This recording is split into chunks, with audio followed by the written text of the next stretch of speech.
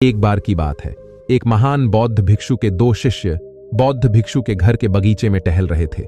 उन्हें रोज सुबह शाम बगीचे में घूमने की अनुमति बौद्ध भिक्षु के द्वारा दी गई थी।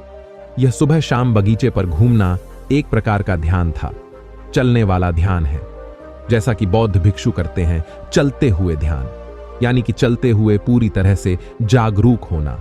अब 24 घंटे बैठ नहीं सकते, पैरों को थोड़ी गति की आवश्यकता होती है, रक्त को थोड़े से संचालन की आवश्यकता होती है। इसलिए जैन और सूफी बात दोनों में ही आप कुछ घंटों के लिए बैठ कर ध्यान करते हैं, फिर आप चलते हुए ध्यान करना शुरू कर देते हैं।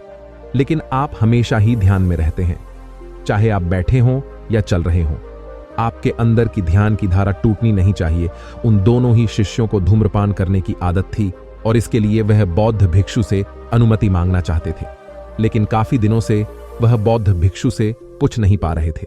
इसलिए आज उन दोनों ने निश्चय किया था कि जब कल सुबह वह फिर से बगीचे में घूमने आएंगे तो आके सबसे पहले गुरु से धूम्रपान की अनुमति लेंगे।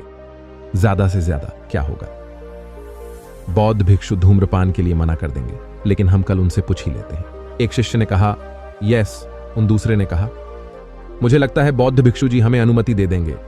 मुझे नहीं लगता कि बगीचे में धूम्रपान करना कोई गलत बात है, और फिर हम उनके घर के अंदर तो धूम्रपान कर नहीं रहे। इसके बाद कल सुबह बौद्ध भिक्षु से धूम्रपान की अनुमति लेने के वादे के साथ वे दोनों अपने अपने घर चले गए। अगले दिन वे दोनों फिर बगीचे में मिले।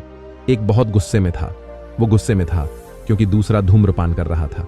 उस दूसरे शिष्य ने तंबाकू की एक कस भरते हुए पूछा, क्या हुआ? पहले शिष्य ने बड़े गुस्से में कहा, मैंने भी पूछा था, लेकिन मुझे साफ मना कर दिया और कहा कि नहीं कर सकते हो, और तुम यहां धूम्रपान कर रहे हो, अपने गुरु की आदेश का अपमान कर रहे हो। दूसरे ने कहा, लेकिन उन्होंने तो मुझे हां कहा है। ये सुन, पहले शिष्य ने कहा, यह तो बहुत ही अन्यायपूर्ण बात है। मैं भी जाकर बौद्ध भिक्षु जी से पूछता हूं कि उन्होंने मुझे ना कहा और तुम्हें हां क्यों कहा। दूसरे ने कहा, एक मिनट रुको, तुम पहले मुझे यह बताओ कि तुमने उनसे पूछा क्या था। पहले शिष्य ने कहा, मैंने क्या पूछा था? मैंने तो बस एक साधारण सा प्रश्न पूछा था कि क्या मैं ध्यान करते हुए धूम्रपान कर सकता हूं, और उन्होंने कहा नहीं। यह सुन दूसरा हंसने लगा। उसने कहा, अब मुझे समझ में आया कि मामला क्या है। मैंने गुरुजी से पूछा था कि क्या मैं धूम्रपान करते हुए यह ध्यान करूं, और उन्होंने कहा हां। यहां बस हमारे प्रश्नों को पूछने के तरीके और शब्दों के चुनाव में फर्क है, और तुमने देखा कि हम दोनों के ही उत्तर बिल्कुल अलग थे, जबकि हम दोनों एक ही प्रश्न पूछना चाहते थे। यह पूछना कि क्या मैं ध्यान करते समय धूम्रपान कर सकता हूं। कितना बदसूरत सवाल है। इसका उत्तर भी ना ही होना था, क्योंकि अगर कोई ध्यान कर रहा है फिर वह ध्यान के बीच में धूम्रपान कैसे कर सकता है। लेकिन यह पूछना कि क्या मैं धूम्रपान करते हुए ध्यान कर सकता हूं, एकदम सही सवाल है, क्योंकि कोई भी इंसान धूम्रपान को तो ध्यान से कर ही सकता है। वह धूम्रपान करते समय उसकी एक एक प्रक्रिया को जागरूक होके बड़े ध्यान से कर सकता है। सब कुछ सही प्रश्न पूछने का खेल है।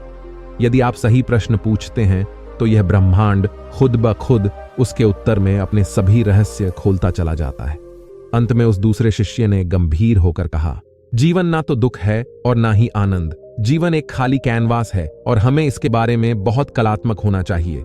दोस्तों, आपको ये कहानी कैसी लगी हमें कमेंट्स करके जरूर बताइए, और आप हमारे चैनल पर पहली बार आए हो तो चैनल को सब्सक्राइब जरूर करें। धन्यवाद।